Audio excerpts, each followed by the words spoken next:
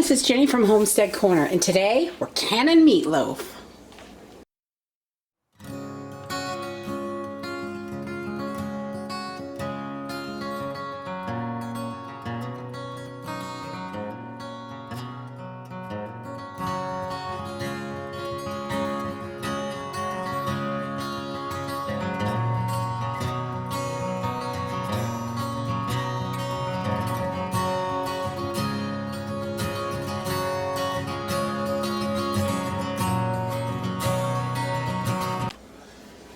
Alright, so today we are canning up some meatloaf to have in the pantry.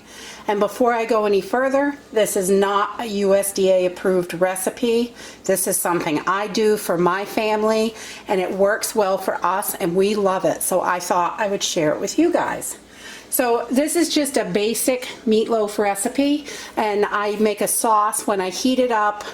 When I open the jars, I make a little sauce to go on top when I heat it up. So in this recipe is just parsley, salt, pepper, garlic, eggs, onion, breadcrumbs, and I am using 4 pounds of beef and 3 pounds of ground pork. The ground beef is a lot more expensive than the ground pork, so I'm using 3 pounds of ground pork just to cut my costs. This can totally be done with all beef, and I have done it that way before, but we're trying to stretch those food dollars as far as we can. So let's get started. I just start by putting all of my meat in my bowl, and this is like as much as you can fit in this bowl, definitely. I need bigger bowls for sure. And then I'm going to add 6 eggs, all 6 of my eggs in here. And I'm going to add 2 cups of breadcrumbs. We're going to put 2 cups of breadcrumbs in there. And then I'm going to add 1 whole onion, diced up really small. Just going to put that right in. Be careful mixing this baby. She's full. I'm going to add 3/4 of a cup of milk. I'm using low-fat milk, but I've used whatever's in the house. It all works. Then I'm going to add a heaping tablespoon of garlic. This is just minced garlic, and we're going to add that right in there. Probably about a tablespoon and a half. It's about what I use. And then about 2 tablespoons of parsley, because I like parsley in there. Spread that around.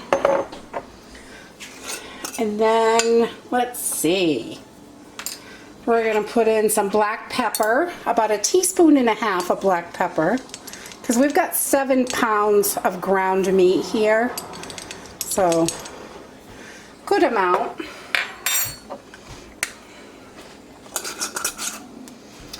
And then, probably 1.5 teaspoons of salt. And I'm using pink Himalayan salt, but a little more than 1 teaspoon. I don't like too much salt. You could definitely increase it to 2, even probably 3, if you like salt. I'm not a big salt fan, but I like a little in there.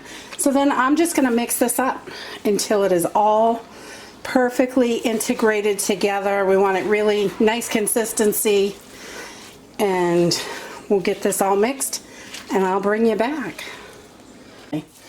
But we're going to start filling our jars now. It's really that simple. The hardest part is mixing all this meat, and you could break it down into 2 batches, but I like to just get it done.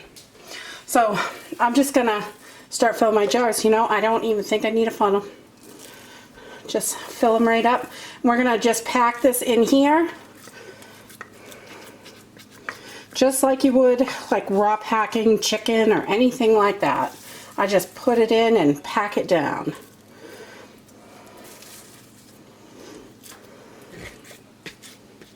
And I'm going to leave 1 inch headspace because I want this to have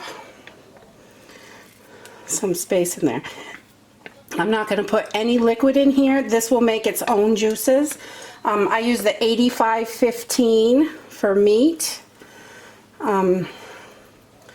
So I'm going to leave my 1 inch headspace. And then I always use vinegar when I'm canning meats to clean my rims because there's so much fats in there. You want to make sure you get a really good seal. So I like to use just some white vinegar, and we'll just clean those rims really good. Put on a nice clean lid. You want to make sure everything is good and clean and sterilized whenever you're canning. So there you have it. The first jar. We're going to pop this in the canner and continue to fill jars. We'll just keep going until we have all the meat packed in jars. Just make sure it gets filled right down in there.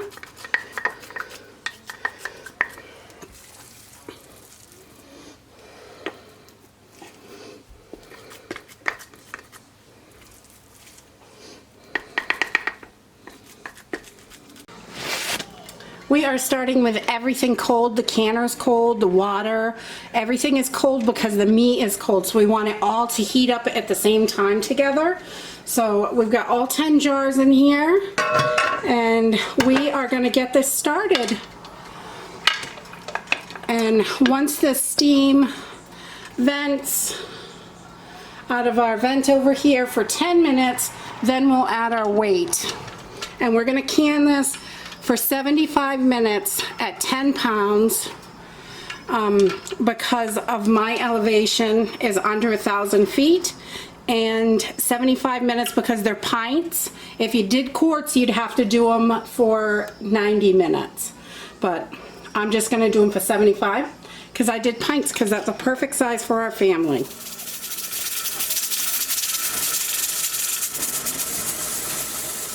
We just pulled these out of the canner, and you can see they're still bubbling really nicely.